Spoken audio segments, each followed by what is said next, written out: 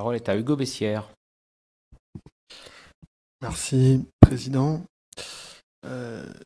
Je crois que la qualité d'une politique générale s'apprécie notamment à partir de la considération donnée à ses priorités. Or, toujours pas de ministre du logement dans ce pays. On ne peut pas dire que ce sujet soit une préoccupation du gouvernement. Pourtant, et je rejoins David Martineau, les défis s'empilent.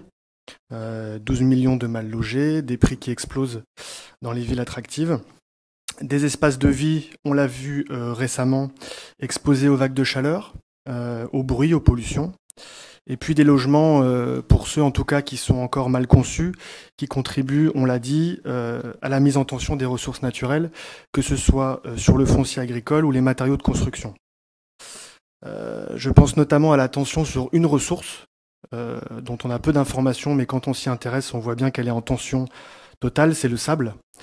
L'importation de sable n'apparaît pas forcément comme une solution, puisqu'il y a 25 îles qui ont déjà disparu en Indonésie et que la mafia se développe sur cette ressource. La consommation locale, eh bien, c'est difficile, parce que l'extension de nos carrières, on voit bien que ça rentre en conflit avec la préservation de nos terres. Et je pense que là, il ne faut pas voir le ZAN comme un frein, mais plutôt comme un inconditionnel, à partir duquel il nous faut ouvrir de nouvelles voies.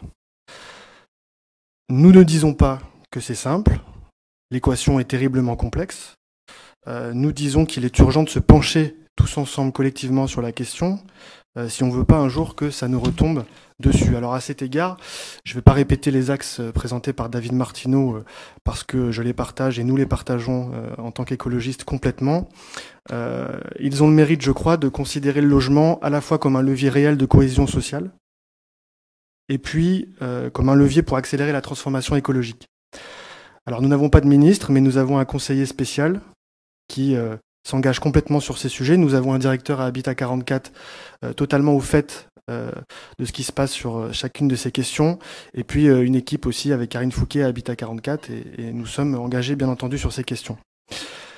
Peut-être je compléterai avec un élément qui me paraît intéressant et qui monte en puissance, peut-être penser la production nourricière dans nos projets, dans nos opérations urbaines, et pas que sur Nantes Métropole. Je crois que tout le territoire serait intéressé par éventuellement cette question.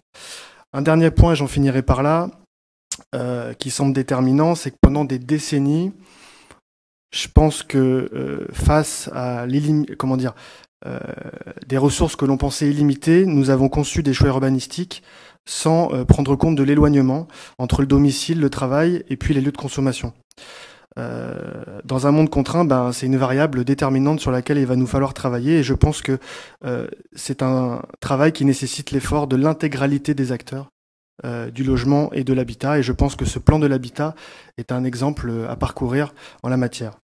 Nous voterons donc avec enthousiasme ce plan de l'habitat qui va dans le bon sens et total soutien au travail de David Martineau. Merci.